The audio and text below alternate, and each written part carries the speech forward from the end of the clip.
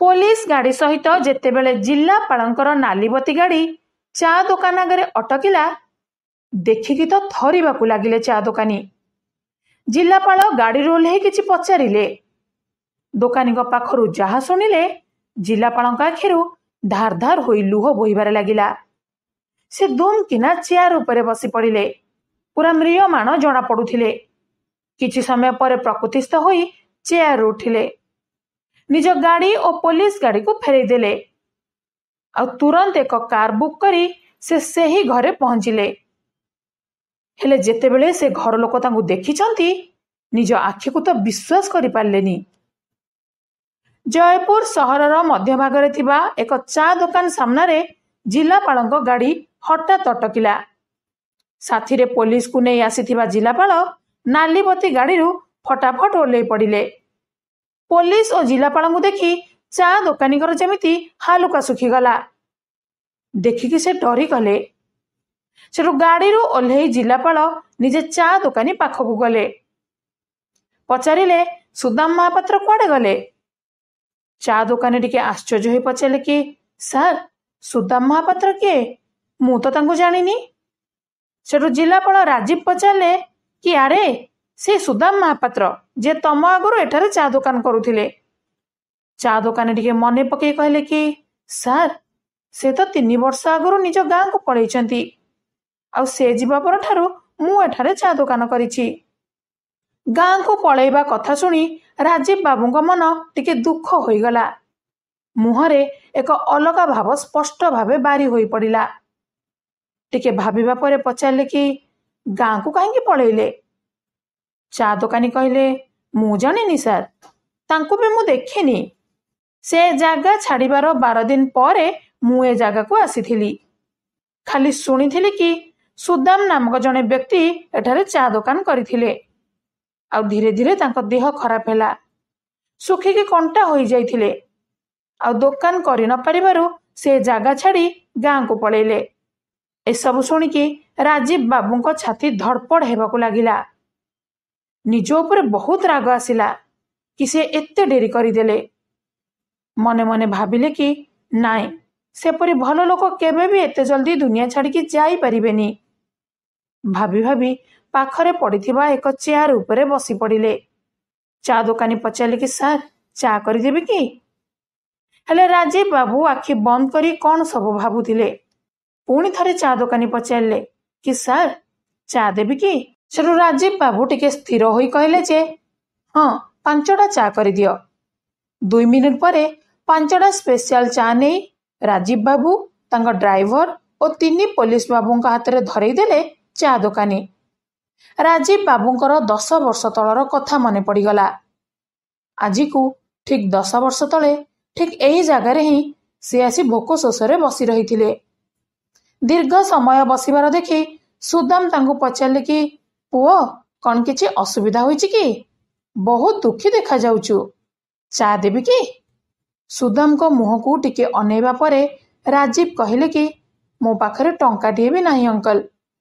राजीव को ए कथारे सुदामकर संदेह हैला। से पचारिले कि भोकिले भी जना पड़ुछु पुओ, खाइनु बोधे? से एतिकी पचारि देबा परे राजीव बाबूଙ୍କ आखिरे जेमिति लुह जकेई आसिला। आ भो भो होई कांदी पकेइले। सेठू सुदाम कहले कि नाई पुओ कांदनी, एने चा और बिस्कुट खाइदे, मते टंका देबा किछि दरकार नाई। सुदाम का हाथरू चा बिस्कुट नहीं खाइबा आरंभ कले राजीव। सेठू सुदाम पचारिले कि घर बोधे पळेई आसीचु नाई कि पुओ? राजीव मुंड हलेई हाँ कले। सुदाम बुझे कि कहले जे पुओ जहा हेले भी घर छाड़ी पळेई आसीबा ठीक कथा नुहे, तू घर को फेरी जा। बापा माँ को कथा केबे भी खराब भाबिबा कथा नुहे। सेमानक गाड़ी रे भी स्नेह भल पाइबा थाए। सेठू राजीव कहले कि अंकल मोर बापा माँ नाहंती, पिला दिन ही से माने चली जाइछंती। मामू माई को पाखरे रहूची, किंतु सेठारे मो जीवन नर्क परी होई जाइछि।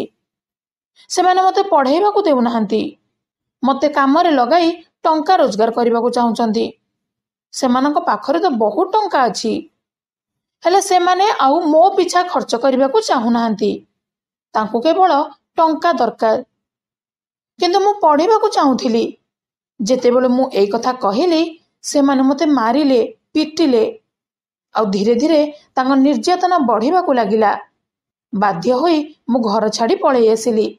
ସେଠୁ ସୁଦାମ କହିଲେ କି ଯାହା ବି ହେଉ ବାପା, ମାଙ୍କ ପରେ ସେମାନେ ତ ନିଜର। ଏବେ ତୁ ପିଲା ଅଛୁ, ବୟସ 17 କି 18 ହେବ। ଏ ବୟସରେ ଏକୁଟିଆ ରହିବୁ ତ ଏ ଦୁନିଆ ତତେ ଭିକାରୀ କରିଦେବ। ହେଲେ ରାଜୀବଙ୍କର ମନ ମାନୁନଥିଲା। ସେ ତୁରନ୍ତ ସୁଦାମଙ୍କ ଗୋଡ଼ ଧରି ପକେଇଲେ। ଅଙ୍କଲ ପ୍ଲିଜ୍ ପ୍ଲିଜ୍ ମୋତେ ରହିବାକୁ ଟିକେ ଛାତ ଦେଇଦିଅ। ମୁଁ କାମ କରିକି ପାଠ ପଢ଼ିବି।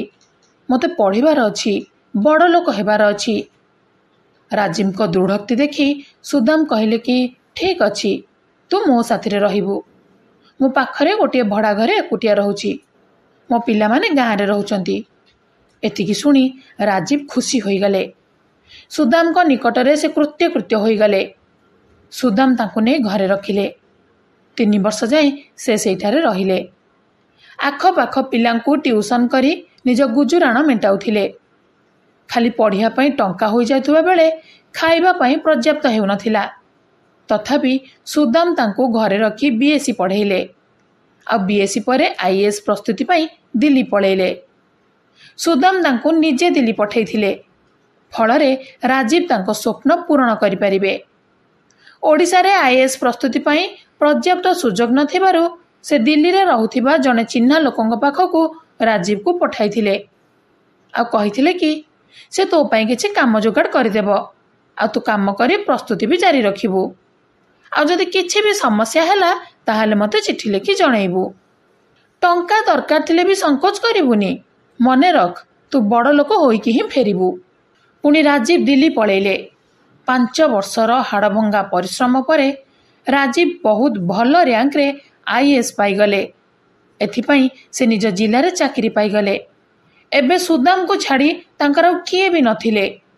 ସୁଦାମକୁ ସେ ନିଜ ବାପା ପରି ଭାବୁଥିଲେ। କିଛି ମାସ ଟ୍ରେନିଂରେ ପଳେଇଲା। ଆଉ ତାପରେ ସାର୍ ଗ୍ଲାସଟା ନେଇଯିବି କି? ଚା ଦୋକାନୀର ଡକରାରେ ରାଜୀବ ବାବୁଙ୍କ ତନ୍ଦ୍ରା ଭଙ୍ଗ ହେଲା। ଚା ଗ୍ଲାସ ଦେଇ ସେଠାରେ ବସି ରହିଲେ। ସେଠାରେ ଆଖପାଖ ଦୋକାନୀ ପ୍ରଥମ ଥର ପାଇଁ ଜଣେ ଜିଲ୍ଲାପାଳଙ୍କୁ ରାସ୍ତାକଡ଼ ଚା ଦୋକାନରେ ବସି ଚା ପିଇବା ଦେଖୁଥିଲେ। ସେଠୁ ରାଜୀବ ବାବୁ ଉଠି ଛିଡ଼ା ହେଲେ ଆଉ ନିଜ ସାଥିରେ ଆସିଥିବା ପୋଲିସ ଓ ନିଜ ଗାଡ଼ିକୁ ସେଇଠାରୁ ଫେରେଇ ଦେଲେ। ନିଜେ ଗୋଟିଏ କାର୍ ବୁକ୍ କରି ଏକୁଟିଆ ସୁଦାମଙ୍କ ଗାଁ ଆଡ଼କୁ ବାହାରି ପଡ଼ିଲେ। ଗାଡ଼ିରେ ଆଖି ବନ୍ଦ କରି ବସି ରହିଥିବା ରାଜୀବ ବାବୁଙ୍କ ସବୁ କଥା ମନେ ପଡ଼ିଯାଉଥିଲା। 7 ବର୍ଷ ଆଗରୁ ସେ ଦିଲ୍ଲୀ ଅଭିମୁଖେ ବାହାରିଥିଲେ। ସେଦିନ ସୁଦାମ ବାବୁ ଉଦାସ ଥିଲେ। ସେ ନିଜେ ତାଙ୍କୁ ଟ୍ରେନରେ ବସାଇବା ପାଇଁ ଯାଇଥିଲେ। ରାସ୍ତାରେ କହୁଥିଲେ କି ତୁ କେବେ ବି ନିଜକୁ ଏକୁଟିଆ ଭାବିବୁନି। ତୁ ଜାଣିଛୁ ମୋର ପୁଅ ନାହିଁ, ଭାବିନେ ତୁ ମୋ ପୁଅ ବୋଲି। ଘରେ ତୋ ମା ଆଉ 2 ଭଉଣୀ ଅଛନ୍ତି। ସେମାନେ ତୋ ବିଷୟରେ ସବୁ ଜାଣିଛନ୍ତି। ତୋତେ ଦେଖିବା ପାଇଁ ସେମାନେ ଅନେଇ ବସିଛନ୍ତି। 2 ଭଉଣୀ, ସୀମା 15 ବର୍ଷର ଆଉ ରୀନା 12 ବର୍ଷର। ସେମାନେ ତୋତେ ରାକ୍ଷୀ ବାନ୍ଧିବା ପାଇଁ ଅପେକ୍ଷା କରି ରହିଛନ୍ତି। ଆଉ ତୁ ଯେ ମୋ ସାଥିରେ ଏତେ ଦିନ ଥିଲୁ ଆଉ ଗାଁକୁ ଗଲୁନି। ହେଲେ ରାଜୀବ ଉତ୍ତରରେ ଏତିକି କହିଥିଲେ କି ଅଙ୍କଲ, ମୁଁ ପ୍ରତିଶ୍ରୁତି ଦେଉଛି କି ମୁଁ ସଫଳ ହେଇକି ନିହାତି ଫେରିବି। ଆଉ ସେଦିନ ମୋ ମାଆଙ୍କୁ ଭେଟିବି। ଆଉ ଭଉଣୀଙ୍କ ହାତରେ ବି ରାକ୍ଷୀ ବାନ୍ଧିବି। ତାଙ୍କୁ କହିଦେବ କି ଦିନେ ମୁଁ ନିଶ୍ଚୟ ବଡ଼ ଅଫିସର ହୋଇ ଫେରିବି। ଏତିକି କହି ସେ ଟ୍ରେନରେ ବସିଗଲେ। ଟ୍ରେନ୍ ଚାଲିଥିଲା ଆଉ ସୁଦାମ ବି ଟ୍ରେନ୍ ସାଥିରେ କିଛି ବାଟ ଯାଏଁ ଦୌଡ଼ି ଦୌଡ଼ି ଯାଇଥିଲେ। ପିଲାଦିନରୁ ନିଜ ବାପା ମାଆଙ୍କୁ ହରେଇଥିବା ରାଜୀବ ଆଜି ସୁଦାମଙ୍କ ଆଖିରେ ଲୁହ ଦେଖି ବାପାର ହୃଦୟକୁ ବୁଝି ପାରିଥିଲେ। କାରରେ ଏକା ବସି ଏସବୁ ଭାବି ଭାବି ରାଜୀବଙ୍କ ଆଖିରୁ ବି ଲୁହ ଚାଲି ଆସିଲା। ଅଙ୍କଲ ମୋର ଏତେ ଯତ୍ନ ନେଉଥିଲେ, ଆଉ ମୁଁ ତାଙ୍କୁ ଗୋଟିଏ ବି ଚିଠି ଲେଖିପାରିଲିନି। କେତେ ସ୍ୱାର୍ଥୀ ହୋଇଯାଇଥିଲି ମୁଁ। ବଡ଼ ଲୋକ ହେବା ଚକ୍କରରେ ଅନ୍ଧ ହୋଇଗଲି। ରାଜୀବ ସୁଦାମଙ୍କ ଘରକୁ କେବେ ବି ଯାଇନଥିଲେ, କିନ୍ତୁ ତାଙ୍କ ଗାଁର ନାଁକୁ ଭଲରେ ମନେ ରଖିଥିଲେ। 1.5 ଘଣ୍ଟା ପରେ ସେ ସେହି ଗାଁରେ ପହଞ୍ଚିଗଲେ। ଆଉ ଲୋକଙ୍କୁ ପଚାରି ପଚାରି ସେ ସୁଦାମଙ୍କ ଘରେ ପହଞ୍ଚିଗଲେ। ବାହାରୁ ଦେଖିବା ବେଳକୁ ନୂଆଣିଆ ଚାଳ ଘର। ଘରକୁ ପଶିବା ପରେ ଦେଖିଲେ କି ଘରେ ମାତ୍ର 2 ବଖରା, ସାଇଡରେ ଗୋରୁ ଗୁହାଳ। ସେତେବେଳକୁ ସନ୍ଧ୍ୟା ହୋଇଯାଇଥିଲା। ସୁଦାମଙ୍କ ସ୍ତ୍ରୀ କ୍ଷୀର ଦୁହୁଁଥିଲେ, ବଡ଼ ଝିଅ ବାସନ ମାଜୁଥିଲେ, ଆଉ ସାନ ଝିଅ ବାରଣ୍ଡାରେ ବସି ପରିବା କାଟୁଥିଲେ। ଯେତେବେଳେ ସେ ଘରେ ପଶିଲେ, ଦୁଇ ଝିଅ ଦେଖିକି ଛିଡ଼ା ହୋଇଗଲେ ଆଉ ଆଶ୍ଚର୍ଯ୍ୟ ହୋଇ ରାଜୀବକୁ ଅନେଇ ରହିଥିଲେ।